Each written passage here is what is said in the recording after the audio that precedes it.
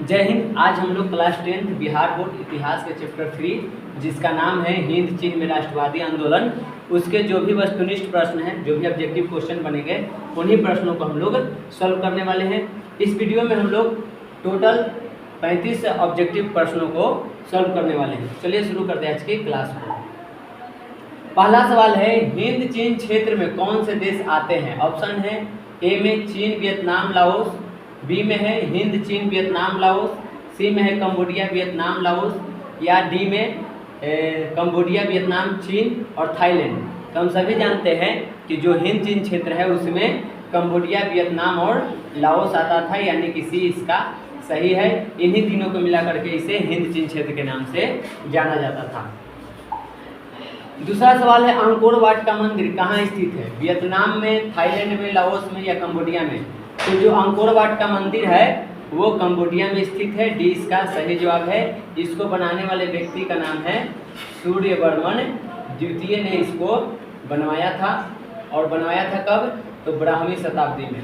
12वीं शताब्दी में सूर्यवर्मन द्वितीय द्वारा अंकोर वाट के मंदिर को बनाया गया था और ये कंबोडिया में स्थित है। अगला सवाल है, हिंद चीन पहुंचने वाले प्रथम व्यापारी कौन थे? इंग्लैंड, फ्रांसीसी, पुर्तगाली या डच? यानी कि जो हिंद चीन क्षेत्र है वहाँ पे सबसे पहले कौन गए थे? तो वहाँ पे पहुँचने वाले पहले व्यक्ति पुर्तगाली थे। तो सी इसका सही जवाब है। सबसे पहले पुर्तगाली ही हिंद चीन पहुँचे थे। उसके बाद है, हिंद चीन में बसने वाले फ्रांसीसी कहे जाते थे?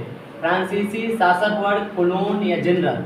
तो जो फ्रांसीसी लोग हैं जो जा करके और हिंद चीन क्षेत्र में बस जाते थे उन्हें कोलोन कहा जाता था। तो सी इसका सही जवाब है, कोलोन।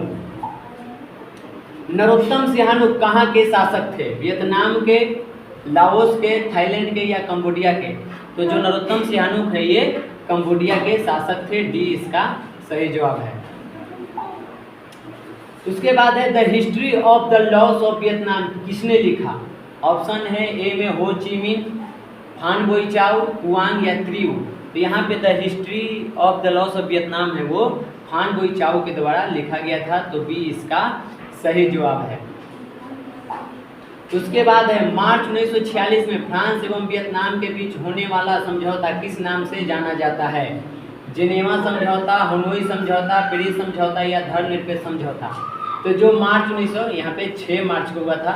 6 मार्च 1946 को जो फ्रांस और वियतनाम के बीच जो समझौता हुआ था उसे हम लोग हनोई समझौता के नाम से जानते हैं। तो बी इसका सही जवाब है, हनोई समझौता। उसके बाद है, किस प्रसिद्ध दार्शनिक ने एक अदालत लगाकर अमेरिका को वियतनाम युद्ध के लिए दोषी करार दिया था?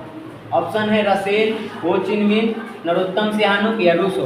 तो यहाँ पे जो अदालत लगा करके और वियतनाम युद्ध के लिए जो अमेरिका को दोषी ठहराया था उस व्यक्ति का नाम है रसेल। तो ए इसका सही जवाब हो जाएगा। हिंद चीन क्षेत्र में अंतिम युद्ध समाप्ति के समय अमेरिकी राष्ट्रपति थे। जब हिंद चीन क्षेत्र में युद्ध हुआ था तो उसके समाप्ति के समय वहाँ के राष्ट्रपति कौन थे अमेरिका के? उन्हीं के बारे में पूछा गया है। ऑप्शन है Washington DC, Nixon, George Bush, Roosevelt? तो यहाँ पे जो इसका सही जवाब है वो है बी, निक्सन। जब हिंद चीन क्षेत्र में अंतिम युद्ध हुआ था तो उस टाइम वहाँ के जो राष्ट्रपति हैं उनका निक्सन नाम था। निक्सन ही राष्ट्रपति थे। उसके बाद है, होवा होवा आंदोलन किस प्रकृति का था? क्रांतिकारी प्रकृति का, धार्मिक प्रकृति का, साम्राज्यवादी समर्थक या क्रांतिकारी धार्मिक? तो जो हुआ हुआ आंदोलन था वो एक तरह से क्रांतिकारी धार्मिक आंदोलन था। इसको चलाने वाले व्यक्ति का नाम है हुइन फूसो। तो हुइन फूसो ने ये आंदोलन की शुरुआत की थी 1939 में। तो जो हुआ हुआ आंदोलन है वो क्रांतिकारी धार्मिक आंदोलन था। इसको चलाने वाले हुइन फूसो थे और 1939 में इसकी शुरुआत हुई थी। उसके बाद है, अंकोर वाट का मंदिर किसने बनवाया था?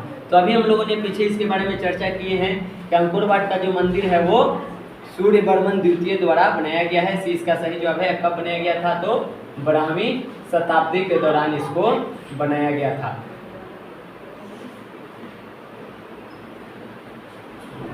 उसके बाद है, किस समझौते ने पूरे वियतनाम को 2 हिस्सों में बांट दिया था? हनोई समझौता, जिनेवा समझौता, पेरिस समझौता या इनमें से सभी?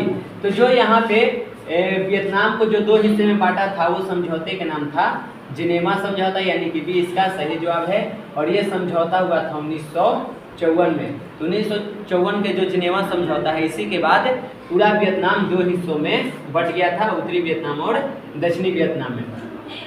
फिर है हो ची मिन का दूसरा नाम क्या था? न्यूगन आई कवोक, त्रियऊ, कुआंग या इनमें से कोई नहीं। तो हो ची मिन का जो दूसरा नाम है वो नाम था इनका न्यूगन आई कवोक। तो ये इसका सही जवाब है, न्यूगन आई कवोक के नाम से इन्हें जाना जाता था। तो यहाँ पे 13 नंबर क्वेश्चन का सही जवाब है ए, न्यूगन आई कवोक।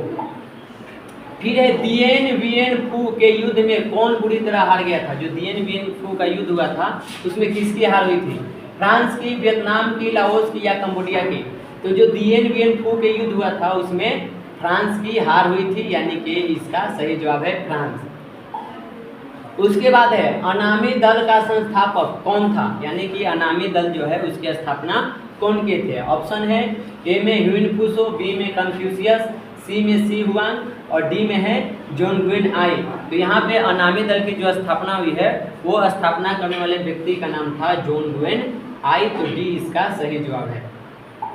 16 नंबर क्वेश्चन है दुई तान होई नामक क्रांतिकारी संगठन की स्थापना किसने की थी? तो यहाँ पे जो दुई तान होई है इस संगठन की स्थापना में ऑप्शन दिया हुआ है फा चू त्रिन, फान बोई चाओ, कुआंग दे या इनमें से कोई नहीं। तो इसकी स्थापना किया गया था फान बोई चाओ के द्वारा। और कब किया गया था? तो वो हुआ था 1903 में। तो 1903 में फाई बोन चाओ ने इस दुई तान होई नामक क्रांतिकारी संगठन की स्थापना किए थे। तो 16 का भी सही आंसर है। वियतनाम क्रांतिकारी दल की स्थापना कब और किसने किया था? ऑप्शन है जॉन ग्वेन आई, नरोत्तम सिहानू, बाओ दाई या हो ची मिन। तो यहाँ पे जो वियतनाम क्रांतिकारी दल है उसकी स्थापना हो ची मिन के द्वारा किया गया था। डी इसका सही जवाब है। और कब किया गया था? तो 1925 ईस्वी में हो ची मिन ने इस वियतनाम क्रांतिकारी दल की स्थापना किए थे।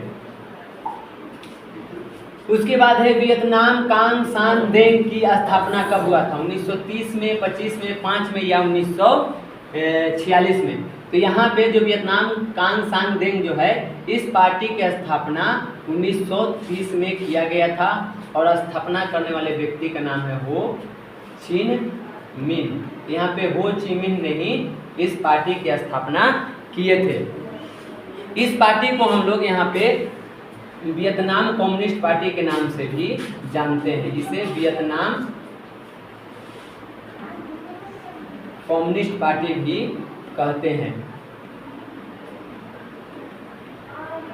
उसके बाद है वियतमिन की स्थापना किसके नेतृत्व में हुआ था? ऑप्शन है बाओ दाई, सुअन फुम्मा, हो चिन मिन या इनमें से कोई नहीं। तो जो वियतमिन है इसकी भी स्थापना यहाँ पे हो चिन मिन ने ही किया था। तो सी इसका सही जवाब है। बाओ दाई ने अपना पद कब छोड़ा था? 1930 में, 1940 में, 1945 या 1955 में? तो यहाँ पे बाओ दाई ने अपना पद 1945 में छोड़ दिया था। सी इसका सही जवाब है। 25 अगस्त 1945 को बाओ दाई ने अपना यहाँ पे पद का त्याग कर दिया था। उसके बाद वियतनाम का एकीकरण कब हुआ? 1975 में, 74 में, 71 में या 1978 में? तो जो वियतनाम का एकीकरण हुआ है वो 1975 में हुआ था। उत्तरी दक्षिणी सभी वियतनाम का एकीकरण हो गया था। तो ये इसका सही जवाब है 1975। उसके बाद है जिनेवा समझौता कब हुआ था? 1954 में, 46 में, 1976 में या 1958 में? तो अभी हम लोगों ने पीछे इसके बारे में चर्चा किए हैं कि जो जिनेवा समझौता है वो 1954 में हुआ था। तो ये इसका सही जवाब है। उसके बाद है उत्तरी वियतनाम में किसका प्रभाव था? पूंजीवाद का, साम्यवाद का या दोनों का? इनमें से किसी का नहीं। तो देखिए जिनेवा समझौता के बाद पूरा वियतनाम 2 हिस्सों में बट गया था। तो यहाँ पे उत्तरी वियतनाम में जिसका प्रभाव था वो है साम्यवाद, यानी कि उत्तरी वियतनाम में साम्यवादी प्रभाव ज़्यादा था। और यहाँ पे सरकार किनकी थी? तो हो चिन मिन की यहाँ पे सरकार थी और यहाँ पे साम्यवाद का प्रभाव था।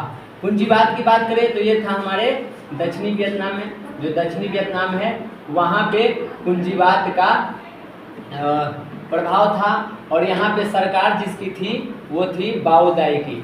तो बाओ दाई की सरकार यहाँ पे थी तो इसको भी देखें तो पूंजीवादी व्यवस्था का जो प्रभाव है वो दक्षिणी वियतनाम में था, बौद्धिक वहाँ सरकार थी, या साम्यवाद का जो प्रभाव है वो उत्तरी वियतनाम में था, वहाँ पे हो चिन मिन की सरकार थी। उसके बाद है पेरिस समझौता कब हुआ? तो यहाँ पे जो पेरिस समझौता हुआ है ऑप्शन दिया हुआ है 1970 में, 1973 में, 1940 में या 1975 में। तो जो यहाँ पे पेरिस समझौता हुआ है वो 1973 में हुआ है। डी इसका सही जवाब हो जाएगा 1973। हुआ आंदोलन के नेता कौन थे? पाथेट लाओ, नियो दिन दियम या हुइन फूसो या कैप्टन कांगली। तो अभी इसके बारे में भी हम लोग चर्चा कर चुके हैं कि यहाँ पे जो हुआ आंदोलन हुआ था उसका नेतृत्व जो है या ये कहीं उनका जो नेता थे उनका नाम था हुइन फूसो, और ये कब हुआ था? तो 1939 में इसकी शुरुआत हुई थी और यह एक क्रांतिकारी धार्मिक आंदोलन था। तो 25 का सही जवाब हो जाएगा सी। नियो लियो हक्सत किसकी पार्टी थी? ऑप्शन है सुवन फुम्मा की, पाथेट लाओ की, फुमी नोसवान की, इनमें से किसी की नहीं। तो देखिए नियो लियो हक्सत जो पार्टी है वो यहाँ पाथेट लाओ की पार्टी थी। 20 का सही जवाब है। अगर इन तीनों नाम के देखें तो ये तीनों आपस में सौतेले भाई थे, जिनमें सबसे बड़े सुवन फुम्मा है, उसके बाद पाथेट लाओ है और सबसे छोटे का नाम फुमी नोसवान था। ये जो सुवन फुम्मा है ये तटस्थवादी थे, एक तरह से तटस्थ थे, यानी कि न तो ये पूंजीवाद के समर्थक थे और न ही साम्यवाद के। पाथेट लाओ पूरे तरह से साम्यवादी विचारधारा के थे और यहाँ पे जो फुमी नोसवान है वो पूंजीवादी विचारधारा के थे। तो यहाँ पे तीनों भाई की जो विचारधारा है वो एक दूसरे से अलग थी और इसी कारण से इन तीनों में आपसी संघर्ष भी देखने को मिलता है। लेकिन सवाल था नियो लियो हक्सत किसकी पार्टी है? तो उसका सही जवाब हो जाएगा बी पाथेट लाओ। आगे हिंद चीन में कौन सा राष्ट्र शामिल नहीं है? वियतनाम, लाओस, चीन, कंबोडिया। तो यहाँ पे जो हिंद चीन में जो राष्ट्र शामिल नहीं था वो था चीन। हिंद चीन का हिस्सा नहीं था, तो सी इसका सही जवाब है। उसके बाद है जनरल लोन नोल किस देश के प्रधानमंत्री थे? चीन के, कंबोडिया के, लाओस के या वियतनाम के? तो जो जनरल लोन नोल हैं वो कंबोडिया के राष्ट्रपति थे, तो बी इसका सही जवाब हो जाएगा कंबोडिया। उसके बाद है वियतकांग, जिसे राष्ट्रीय मुक्ति सेना के नाम से भी जाना जाता है, इसका गठन कब हुआ था? तो वियतकांग जो है उसका गठन ऑप्शन है 1979 में, 1961 में, 1960 में या 1970 में। तो वियतकांग की जो गठन है वो 1960 में किया गया था। ये इसका सही आंसर है 1960। शांति को खतरा नामक श्वेत पत्र कब जारी किया गया था? 1920 में, 30 में, 61 में या 75 में? तो यहाँ पे जो शांति को खतरा है ये अमेरिका के द्वारा ये श्वेत पत्र जारी किया गया था। किसके खिलाफ? तो यहाँ पे ये जारी किया गया था उत्तरी वियतनाम के खिलाफ। वहाँ पे जो युद्ध हो रहे थे, जो गृह युद्ध छिड़ा था, उसमें अमेरिका ने श्वेत पत्र निकाल करके ये घोषणा किया था कि जो वियतनाम में संघर्ष हो रहे हैं, गृह युद्ध हो रहे हैं, उसके लिए उत्तरी वियतनाम ही जिम्मेवार है। तो ये अमेरिका के द्वारा जारी किया गया था। जारी कब हुआ था? तो 1961 में। तो शांति को खतरा नामक श्वेत पत्र की जो जारी किया गया है वो 1961 में किया गया है। सी इसका सही जवाब है। उसके बाद है पेरिस में शांति वार्ता की शुरुआत कब हुआ था? 1968 में, 1970 में, 1943 में या 1964 में? तो यहाँ पे जो पेरिस शांति वार्ता की शुरुआत जो है वो 1968 में की गई थी, यानी कि ए इसका सही जवाब है 1968। पेरिस में शांति वार्ता की शुरुआत 1968 में किया गया था। क्वेश्चन नंबर 32 है वियतनामी राष्ट्रवादी दल की स्थापना कब हुआ? 1918 में, 1922 में, 1914 में या 1943 में? तो यहाँ पे वियतनामी राष्ट्रवादी दल की जो स्थापना हुई थी वो हुआ था 1914 में। तो सी इसका सही जवाब है 1914। उसके बाद है 1931 ईस्वी तक वियतनाम विश्व का सबसे बड़ा चावल निर्यातक देश बन गया था। पहला, दूसरा, तीसरा या चौथा? तो 1931 ईस्वी आते आते तक वियतनाम विश्व का तीसरा सबसे बड़ा चावल उत्पादक देश बन गया था। तो इसका भी सी हो जाएगा तीसरा।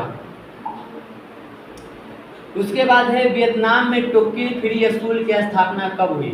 1907 में, 1908 में, 1910 में या 1911 में? तो वियतनाम में टोकिन फ्री स्कूल की स्थापना हुई थी 1907 में। तो ये इसका सही जवाब है 1907। आज का अंतिम सवाल है, माइली गांव कहाँ स्थित था? जो माइली गांव के हम लोग घटना पढ़े थे वो कहाँ था? उत्तरी वियतनाम में, दक्षिणी वियतनाम में, लाओस में या कंबोडिया में? तो जो माइली गांव है वो दक्षिणी वियतनाम में स्थित था। तो बी इसका सही जवाब है, दक्षिणी वियतनाम। तो आज के लिए हमारा इतना ही था।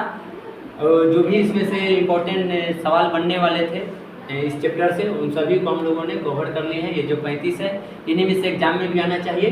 तो आज के लिए हम लोग इतना ही रहने देते हैं। मिलते हैं अगले वीडियो में एक नए टॉपिक के साथ। तब तक के लिए जय हिंद।